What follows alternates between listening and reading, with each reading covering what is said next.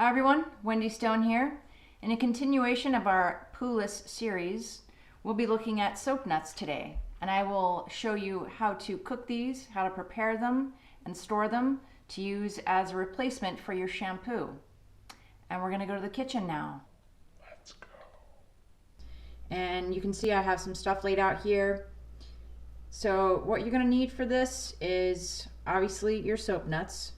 And most come with a nice muslin bag.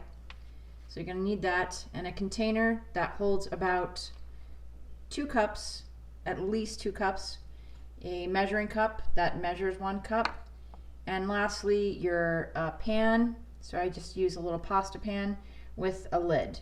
Okay, so we're going to set the oven, or excuse me, set the stove to high and put 2 cups. You want to start with 2 cups in your pan.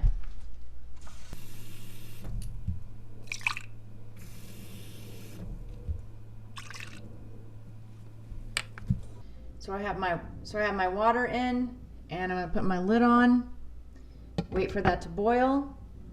My water is boiling. Just going to take the lid off and immediately set this to a simmer. And now we can go to our soap nuts. Grab your bag. And you want to get out, for this preparation, we're going to use 5. So there we are. I'm going to take this half piece out. I like to be as precise as possible. Take your muslin bag. Put those in there. Tighten it up. Just get it a little wet. Set that right in there. Put your lid back on. Set your timer for 20 minutes. So while we're waiting for that timer to go off, waiting for the soap nuts to cook, just want to take a minute and talk about soap nuts or soap berries. So soap nuts come from a shrub or small tree, usually grown in temperate areas, more tropical areas, and these are obviously imported. And I like Cocoa Boo. They give you on the back, and most of these companies do, but they have literally everything: laundry, dish soap, shampoo, household cleaner, even bug repellent. And so the cleaner, the cleaning agent in here is saponin, and you'll see that right here. So technically this is a surfactant, what's called a surfactant, without going too much into the chemistry. It's non-toxic. I wouldn't, obviously like clean your eyes with it, but I've used this for years and I've never had a problem, and I have pretty sensitive skin. So very complicated part of our process. I'm joking. 20 minutes is up, and we're just going to add another cup of water. Put your lid back on, set your timer for another 10 minutes, keeping it on simmer.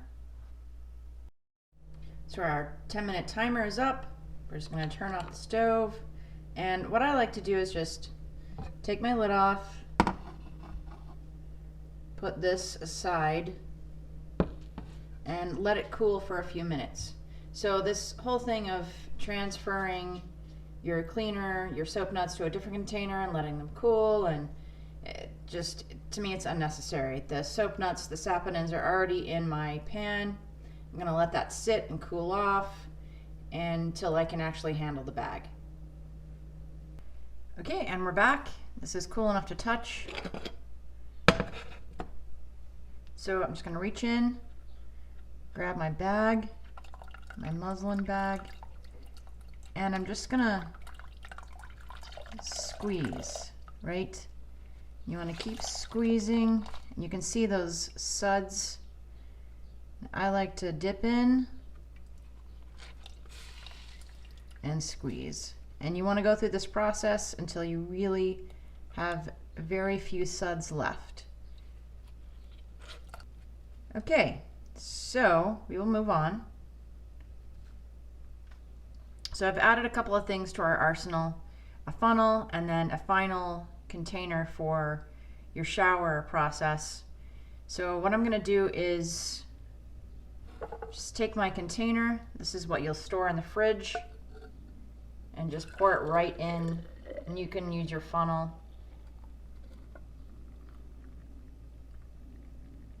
So I'm getting just about everything. So there you have it, and you'll have a sort of pea color, and that's good. That's what you want. We've got our suds on top there. Now, I talked about using a type of container in the dark rye flour method, but I like to use something a little different for my soap nuts. So this is just a recycled container, a little bottle, squeeze bottle, but the aperture you can see is much thinner, and I like to use this because I don't have to worry about grainy pieces at the bottom. This is basically a liquid, and what you're going to do, because we use this aperture, or I use this aperture because I can work it into my scalp with a little more control. So you're going to take your container and grab your funnel, jam it right in there. Now this bottle holds about 2 ounces, so you got to be careful. Let it settle, a little more, and we're good. Et voila, your new cleaner, your shampoo replacement. Put the lid on, and again, working this into the scalp. Now, you might need more or less depending on your hair condition, whether or not you use products. Again, talked about lifestyle, based on how your hair responds to this product, or if you're using something else. But soap nuts, this is great. You can put this in the refrigerator, so don't put this anywhere but the refrigerator, or somewhere where to keep it cool, because this will break down, and it has a shelf life, maybe 2 weeks in the fridge. And make sure to put a lid on that, but that won't last. And if you can also use this for, now the mixture is a little bit different, but you can try it as dish soap or bug repellent. I would look at the recipe that they recommend. The saponin content will change based on what you use it for. But that is the recipe for, or the preparation really, for using soap nuts as a cleaner for your scalp. Well, thanks for joining me. This was the no poo method using soap nuts, or the preparation, and I hope it works for you. If not, check out the dark rye flour video, and look for a future video, an upcoming video I'm going to make about how to deal with ends. So if you have dry ends or split ends, especially if you have long hair, it's really hard to keep up with that. And I will go over that, how to take care of that, how to replenish your ends using coconut oil. Check out some of my other videos where my alter ego reads from her darkly strange and insane fiction from her dungeon-like set. Otherwise, I will see you next time.